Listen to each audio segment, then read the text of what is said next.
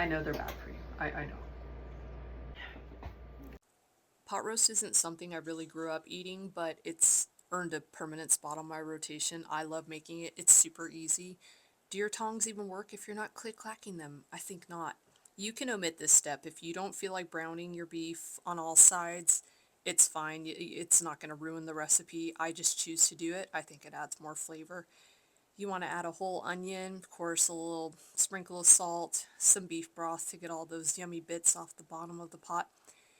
Now I'm also going to be adding a whole can of tomato paste. It, all these things you can cut them down to your liking.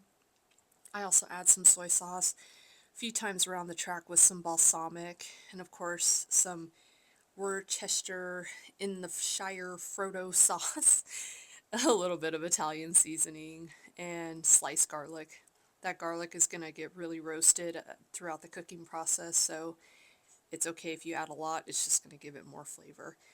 Um, I like to add fresh rosemary. My husband loves rosemary, so I think it gives it a really good flavor. I always put half the carrots on the bottom to kind of prop the beef up. I think it helps.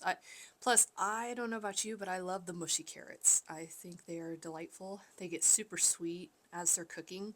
You want to go ahead and set your beef on top of that. I had about 3 or 4 bay leaves, 3 or 4. Of course, here's me just dropping potatoes all over the top of the stove. I know it looks like an obscene amount of carrots and potatoes, but it does cook down, as you can see here. I was also putting some pats of butter on top.